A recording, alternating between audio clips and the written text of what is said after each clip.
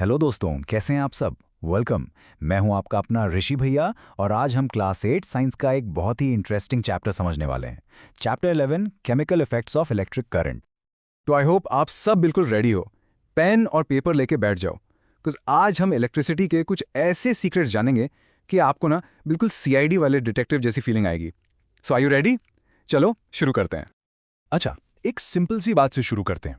हम सबको पता है राइट कि इलेक्ट्रिक करंट यानी अपनी बिजली वो तारों से वायर से फ्लो करती है।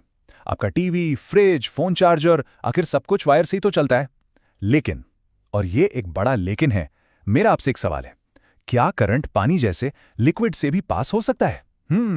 सोचो सोचो। तो चलो आओ इसी सवाल का जवाब ढूंढते हैं मिलकर। Let's become scientist for a day. और हम खुद टेस्ट करेंगे कि लिक्विड्स में से करंट फ्लो होता भी है या नहीं। ओके, सो आगे बढ़ने से पहले ना दो सिंपल टर्म्स को समझना बहुत जरूरी है। पहला है गुड कंडक्टर्स और दूसरा पुअर कंडक्टर्स। अब देखो, गुड कंडक्टर्स वो हीरोज है जो करंट को बोलते हैं आओ आराम से पास हो जाओ, जैसे कि कॉपर की वायर। और पुअर कंडक्टर्स, जिनको हम इंसुलेटर्स भी कहते हैं, वो विलन की तरह करंट का रास्ता रोक देते हैं, जैसे प्लास्टिक हो गया या रबर। सिंपल है ना, बिल्कुल इजी। ओके, अब एक सिचुएशन इमेजिन करो। हमने एक टेस्टर बनाया, उसमें एक छोटा सा बल्ब लगा है। हमने उस टेस्टर को एक लिक्विड में डाला, पर बल्ब तो जला ही नहीं। तो क्या इसका मतलब सीधा सीधा यह है कि लिक्विड पुअर कंडक्टर है? वेल, हो सकता है। लेकिन आइए थोड़ा डिटेक्टिव की तरह सोचते हैं। एक कॉल पॉसिबिलिटी भी तो है। क्या पता करंट तो पास हो रहा हो, पर वो इतना ज्यादा वीक हो, इतना कमजोर हो कि वो बेचारे बल्ब को जलाने के लिए काफी ही ना हो। अब क्या करें? प्रॉब्लम हो गई।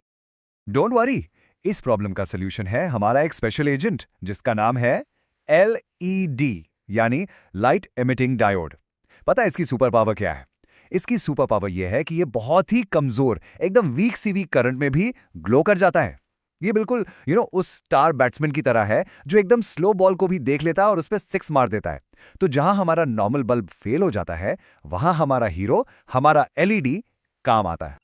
अब एक और इंटरेस्टिंग बात देखो, सारे लिक्विड्स ना एक जैसे नहीं होते। फॉर एग्जाम्पल, जो पानी हमारे नलों में आता है, आम टैप वाटर, उसमें ना थोड़े से मिनरल सॉल्ट्स घुले हुए होते हैं। और पता है, यही सॉल्ट्स उसे एक गुड कंडक्टर बना देते हैं। लेकिन दूसरी तरफ है डिस्टिल्ड वाटर, जो एकदम प्योर पानी होता है, उसमें कोई सॉल्ट नहीं होता और इसीलिए वो एक पुअर कंडक्टर है। तो सारा का सारा खेल किसका है? इन्हीं छोटे छोटे डिसॉल्व्ड सॉल्ट्स का है। Interesting right? ओके, चलो अब आपके लिए एक क्विक क्वेश्चन। दिमाग लगाओ। अब जब आपको टैप वाटर का ये सीक्रेट पता चल गया है, तो मुझे कमेंट्स में लिखकर बताओ कि हमारे बड़े मम्मी पापा हमेशा क्यों कहते हैं कि गीले हाथों से यानी वेट हैंड से कभी भी स्विच या कोई इलेक्ट्रिकल अप्लायंस नहीं छूना चाहिए।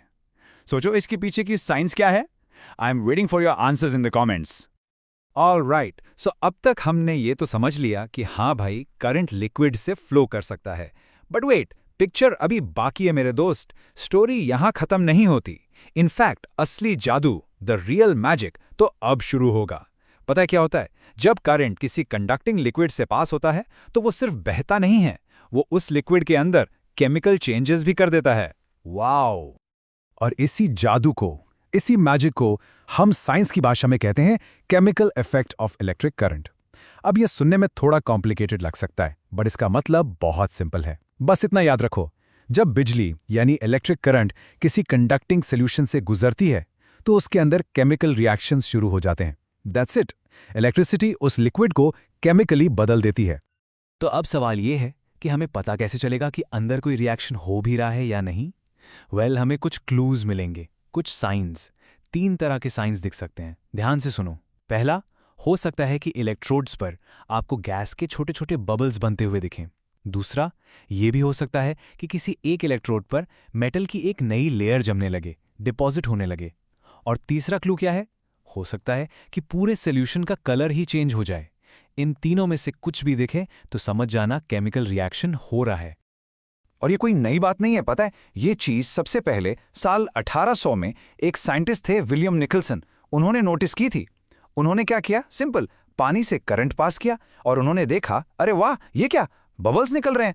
और वो इतने ब्रिलियंट थे कि उन्होंने ये भी डिस्कवर कर लिया कि पॉजिटिव टर्मिनल पर ऑक्सीजन गैस के बबल्स थे और नेगेटिव टर्मिनल पर हाइड्रोजन गैस के। सोचो उस जमाने में क्या कमाल की डिस्कवरी थी, राइट? ओके, अब एक बहुत ही मज़ेदार एक्टिविटी की बात करते हैं जो आप आसानी से समझ सकते हैं। क्या आपने कभी सोचा है कि एक सिंपल सा आलू, हाँ वही पोटैटो जो सब्जी में डलता है, वो भी हमें इलेक्ट्रिसिटी का ये केमिकल इफेक्ट दिखा सकता है? सीरियसली, साइंस आपके किचन में भी छिपी हुई है। तो करना क्या है? इमेजिन करो आप एक आलू के अंदर एक बैटरी से जुड़ी 2 वायर्स डालते हो। थोड़ी देर के लिए छोड़ दो और फिर आप क्या देखोगे? आप देखोगे कि एक वायर के आसपास एक ग्रीनिश ब्लू रंग का स्पॉट बन गया है। ये स्पॉट क्या है? ये इस बात का पक्का प्रूफ है कि वहां एक केमिकल रिएक्शन हुआ है। और सबसे इंटरेस्टिंग पार्ट, सबसे मजेदार बात यह है कि ये स्पॉट हमेशा ऑलवेज उस वायर पर बनता है जो बैटरी के पॉजिटिव टर्मिनल से जुड़ी होती है। तो ये तो पॉजिटिव टर्मिनल को पहचानने का एक जबरदस्त देसी जुगाड़ भी हो गया, है ना? ओके, अब तक जो भी हमने सीखा, अब हम उसकी असली सुपर पावर, उसके सबसे पावरफुल एप्लीकेशन के बारे में जानेंगे। और इस प्रोसेस का नाम है इलेक्ट्रोप्लेटिंग। दोस्तों, अब बिल्कुल ध्यान से सुनना, क्योंकि ये एक बहुत ही ज्यादा इंपॉर्टेंट और यूजफुल प्रोसेस है। तो आखिर ये इलेक्ट्रोप्लेटिंग है क्या? इसका मतलब बहुत सिंपल है। इलेक्ट्रोप्लेटिंग का मतलब है इलेक्ट्रिसिटी की मदद से एक मेटल के ऊपर किसी दूसरे डिजायर्ड मेटल की एक पतली सी लेयर चढ़ाना। आपने मिठाई के ऊपर चांदी का वर्क देखा है? उसको सुंदर बनाने के लिए लगाते हैं, राइट? ये बिल्कुल वैसा ही है, बस यहां हम ये काम इलेक्ट्रिसिटी से करते हैं ताकि एक सस्ते मटेरियल को भी हम एक महंगा ए क्लास लुक दे सकें। सो ये होता कैसे है? चलो प्रोसेस को समझते हैं स्टेप बाय स्टेप। मान लो हमें एक चम्मच पर कॉपर की प्लेटिंग करनी है। ओके, स्टेप 1, हम करंट को एक special solution, copper sulphate solution से पास करेंगे। जैसे ही करंट पास होगा, वो सॉल्यूशन को कॉपर और सल्फेट में तोड़ देगा। स्टेप 2, अब जो फ्री कॉपर है ना, वो अकेले घूम रहा है, वो नेगेटिव टर्मिनल की तरफ अट्रैक्ट होगा और हमने अपना चम्मच यही नेगेटिव टर्मिनल से जोड़ कर रखा है। तो कॉपर सीधा जाकर उस चम्मच पर डिपॉजिट हो जाता है, यानी उस पर चिपक जाता है। सिंपल। और स्टेप 3, अब सॉल्यूशन में कॉपर कम हो गया ना, तो उसको बैलेंस करने के लिए जितना कॉपर चम्मच पर चिपका, उतना ही कॉपर पॉजिटिव प्लेट से घुलकर सॉल्यूशन में वापस आ जाता है। और ये साइकिल चलता रहता है। Brilliant, isn't it? और पता है, आपको शायद ये सुनकर हैरानी होगी, लेकिन इलेक्ट्रोप्लेटिंग आपके आसपास लिटरली हर जगह है। राइट नाउ जहां आप बैठे हो, वहां भी ऐसी बहुत सी चीजें हैं जो इलेक्ट्रोप्लेटेड हैं। चलो देखते हैं। ओके, सो देखो, आपके बाथरूम के जो नलके होते हैं, टैप्स, वो इतने चमकदार क्यों होते हैं? क्योंकि उनके ऊपर क्रोमियम की प्लेटिंग होती है, जो बहुत शाइनी होता है और स्क्रैचेस से बचाता है। आर्टिफिशियल ज्वेलरी, उसके ऊपर गोल्ड या सिल्वर की प्लेटिंग की जाती है ताकि वो बिल्कुल असली और महंगी दिखे। जो फूड कैन्स आते हैं ना, उनके अंदर टिन की प्लेटिंग होती है, क्योंकि टिन जो है वो आयरन से कम रिएक्टिव होता है और खाने को खराब नहीं होने देता। और इवन जो बड़े बड़े ब्रिजेस हैं या कार्स, उन पर जिंक की प्लेटिंग की जाती है ताकि उन्हें जंग ना लगे, यानी रस्ट से बचाया जा सके। Amazing, right? ये तो हर जगह है। All right, time for your second question of the day. Ready? ये एक चैलेंज है। अभी अपने घर में आसपास देखो और ढूंढो। कोई ऐसी चीज ढूंढो जिस पर आपको लगता है कि इलेक्ट्रोप्लेटिंग हुई है। शायद आपकी साइकिल का हैंडल या किचन का कोई बर्तन या कुछ और। जो भी मिले उसका नाम लिखकर मुझे कमेंट सेक्शन में जरूर बताना। लेट्स सी कौन सबसे ज्यादा चीजें ढूंढता है। वाओ, तो आज हमने कितनी सारी नई और अमेजिंग चीजें सीखी हैं। इलेक्ट्रिसिटी का जादू देखा, है ना? चलिए, इससे पहले कि आप कुछ भी भूल जाओ, एकदम सुपर फास्ट फटाफट से एक क्विक रिवीजन करते हैं पूरे चैप्टर का।